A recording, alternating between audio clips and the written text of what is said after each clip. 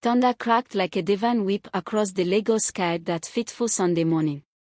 Divine Insights Ministry's massive edifice stood defiant against the darkening clouds, its marble walls gleaming despite the gloom. Inside, 3,000 souls pressed against each other, their bodies creating a suffocating heat that rivaled the humid air outside. They came seeking miracles. They would witness something else entirely. Prophetess Adana, known throughout West Africa as Mama Eye of the Spirit, hadn't appeared yet, but her presence already filled the hall. Her giant portrait dominated the altar area, eyes that seemed to follow every movement, a smile that promised both salvation and secrets. Chioma sat in the 15th row, her seamstress hands folded tightly in her lap.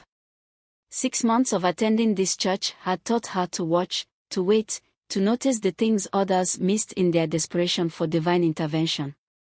Just then, Olayinka, Momo's chief assistant, burst through the side entrance. Her wrapper was askew, eyes wild with excitement. "Miracle! Miracle!" she screamed, pointing toward the prayer room. "The crippled man walks." The congregation erupted. People jumped from their seats, speaking in tongues, others falling to their knees in praise. But Chioma's throat tightened. 3 days ago, she'd seen that same crippled man haggling vigorously at Balegan Market, walking perfectly fine while arguing over young prices. Before she could process this thought, the atmosphere shifted. The air grew thick, almost electric. The massive doors at the back of the altar swung open, and Prophetess Adana glided in, her white flowing garment making her appear to float above the marble floor. "My children," her voice resonated without a microphone, filling every corner of the vast auditorium. "God has shown me great things today. Great revelations." Chioma watched as the prophetess's eyes swept the congregation, seeming to peer into each soul. When that penetrating gaze passed over her, Chioma felt a chill that had nothing to do with the storm outside. Something dark lurked behind those eyes. Something that wasn't human at all. In the quiet village of Umuahia 20 years earlier, young Ifeoluwa knelt before her parents' modest altar, her heart pure and intentions untainted. Her mother, a devoted prayer warrior, had raised her on stories of divine intervention and righteous living. The local church saw her as their shining star, the girl who led Sunday school with wisdom beyond her years. "That child," Pastor Emmanuel would often say, "has been touched by God's own hand." If only they could see her now. Young Ifeoluwa excelled in everything spiritual. Her prophecies, though small and simple then, never missed their mark. When she predicted rain during the dry season to save Mama Ebra's crops, people whispered that she was special. When she dreamed of her cousin's twin pregnancy before any signs showed, the whispers grew louder. But with each accurate prediction, something stirred within her. A hunger. A desire for more than just the admiration of a small village congregation. "You could do so much more," the voice in her dreams would whisper. "Why waste such power on peasants when you could command nations?" The turning point came during her final year in Bible college. Despite her gifts, her small ministry struggled to grow. Other graduates with half her anointing attracted crowds while she preached to empty chairs.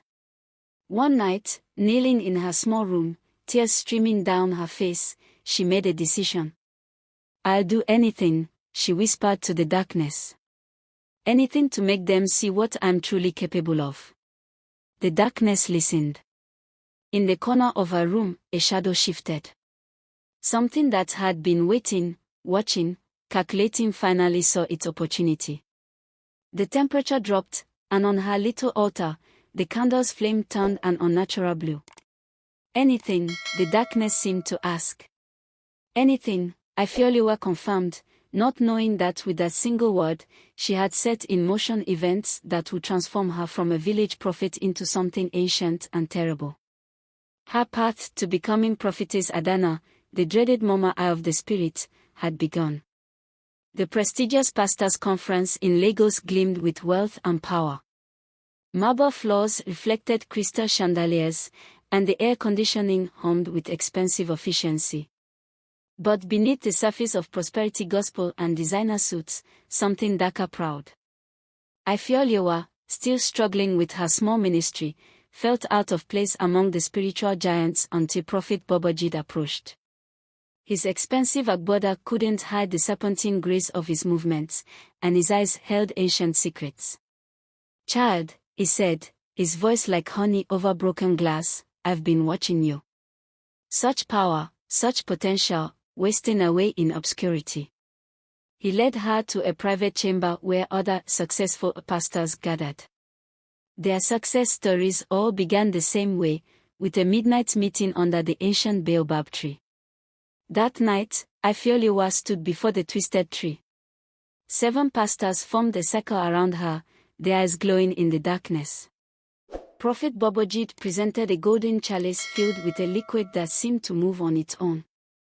"Drink," he commanded, "and surrender what holds you back." "What do you mean?" she asked, her voice trembling. "Your womb," he explained. "The power to create life must be exchanged for the power to control it. This is the first price." She hesitated for only a moment before raising the chalice to her lips. As the liquid burned down her throat, she felt something fundamental shift within her. Her humanity began to slip away, replaced by ancient, cold power. The pastor started chanting in a language older than time itself. The ground beneath the baobab tree split open, revealing steps that led down into darkness. As Adeola descended, she glimpsed her reflection in a pool of water. Her eyes had changed, becoming vertical slits in the darkness. She was no longer just Adeola. She was becoming something else entirely. The first time Adana transformed, it was unplanned. Standing in her newly acquired mansion, purchased with the tithes of her growing congregation, she felt an irresistible pull toward the river behind her property. Moonlight turned the water's surface into liquid silver. As she approached the riverbank, her skin began to tingle. Then burn. Then change. The transformation felt like fire and ice simultaneously coursing through her veins. Her bones shifted, muscle and sinew rearranging themselves into something ancient and terrible. Where legs had been, a powerful serpentine body emerged, scales gleaming with an iridescent sheen that seemed to absorb moonlight. But it was her mind that underwent the most dramatic transformation. Human concerns fell away like shed skin, replaced by cold, calculating intelligence. Memories of her past life, of being Adeola, became distant, like dreams half remembered in morning light. In this form, she could sense things impossible to human perception. She felt the vibrations of fish swimming deep below the surface, heard conversations happening miles away, and most importantly, she could sense the weaknesses in human souls. That first night, she discovered she wasn't alone. Other transformed beings waited in the depths, pastors, prophets, and priestesses who had made similar bargains. They welcomed her into their underwater kingdom, a vast complex of ruins and temples that predated human civilization. "Welcome, sister," they hissed in voices that carried perfectly through the water. "Welcome to true power." In the underwater temple, they taught her their ways. How to read thoughts through mirrors, how to manipulate dreams, how to make people see what she wanted them to see. Each lesson came with a price, another piece of her humanity sacrificed on the altar of power.